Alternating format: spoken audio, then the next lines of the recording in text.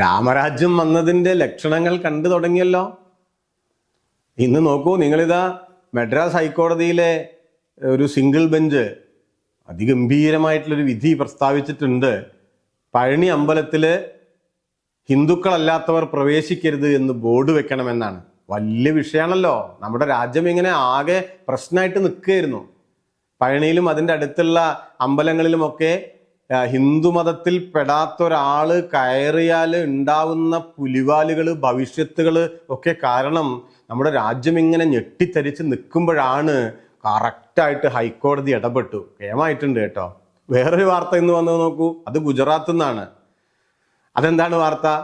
ഒരു ശ്രീരാമക്ഷേത്രമുണ്ട്, അപ്പുറത്തും ഇപ്പുറത്തും അതിൻ്റെ ഉപപ്രതിഷ്ഠകളായിട്ട് മോദിജിയും ഉത്തർപ്രദേശ് മുഖ്യമന്ത്രി ആദിത്യനാഥും. അതൊരു വ്യവസായിയുടെയാണ്. എന്താ കാരണം?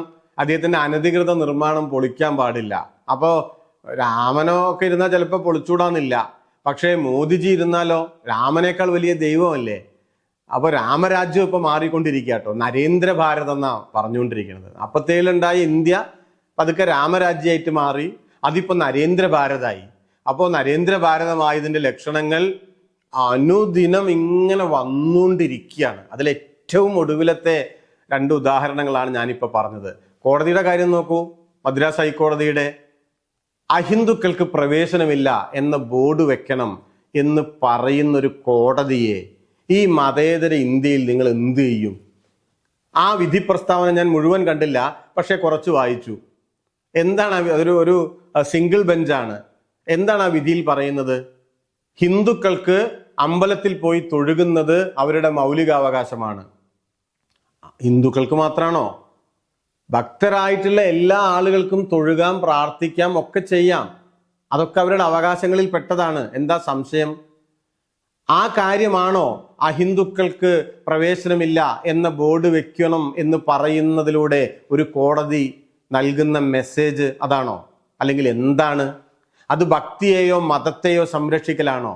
കോടതി പറഞ്ഞിരിക്കുകയാണ്, അമ്പലം ടൂറിസ്റ്റ് പ്ലേസ് ഒന്നുമല്ല, പിക്നിക് സ്പോട്ടൊന്നുമല്ല, എല്ലാവർക്കും പോകാൻ. നിങ്ങൾ എങ്ങനെയാണ് ഒരു ഭക്തനെ ഐഡന്റിഫൈ ചെയ്യുക? ഭക്തി ഉണ്ടെന്ന് എങ്ങനെ പറയുക?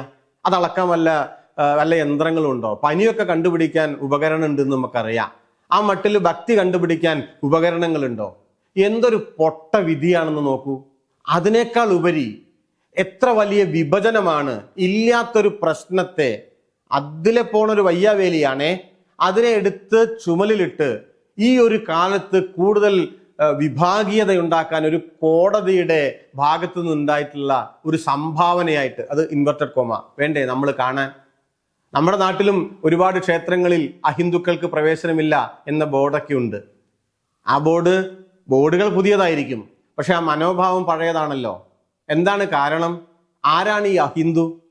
ഞാൻ ഈ വിധി പ്രസ്താവിച്ച നോക്കൂ, ആ ജഡ്ജിന് തലയ്ക്ക് വെളിവുണ്ടോ? സാമാന്യമായി പറഞ്ഞാൽ, ഇപ്പം ഞാൻ CPM വിശ്വസിക്കുന്ന, അതിൽ പ്രവർത്തിക്കുന്ന ഒരാളാണ്. എൻ്റെ പാർട്ടി ഓഫീസിലേക്ക് എൻ്റെ പാർട്ടിയിൽ പെടാത്ത ഒരാൾ, BJP-കാരനായ കോൺഗ്രസ്സുകാരനായ ഒരാൾ വന്നിട്ട് പറയാണ്, എനിക്ക് ഇതാ നിങ്ങളെ കൊണ്ട് ഇന്നൊരു കാര്യമുണ്ട്, അതൊന്ന് സാധിപ്പിച്ച് തരുമോ നിങ്ങളുടെ പാർട്ടി വിചാരിച്ചാൽ എന്ന് പറഞ്ഞാൽ ഞാൻ അയാളെ ആട്ടിവിടുക വേണ്ടത്? അത് ഞങ്ങളുടെ പ്രവർത്തനത്തിന് കൂടുതൽ തിളക്കാവല്ലേ ചെയ്യുക?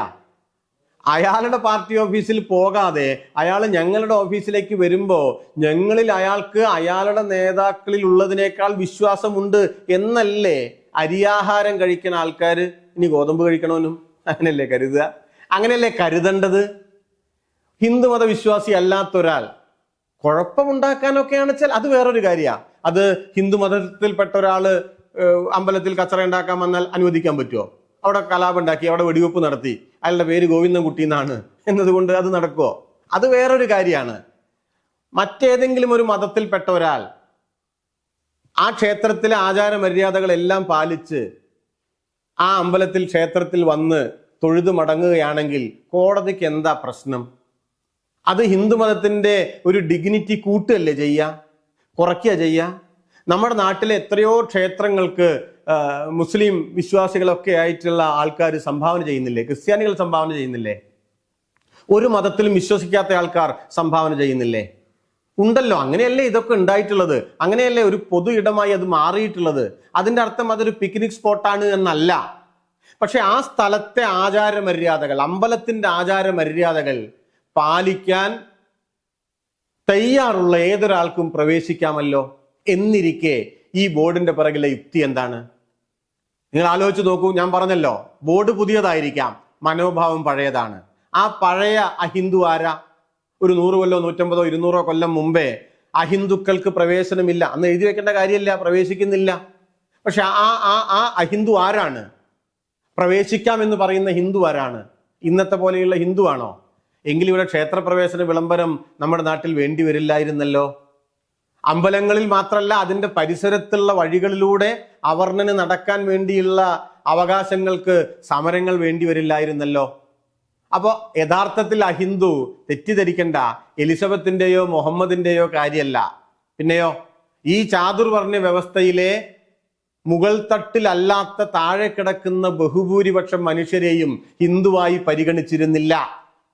അവര് പ്രവേശിക്കരുത് എന്നാണ്, അത്രേ ഉള്ളൂ, മറ്റു മതസ്ഥരല്ല.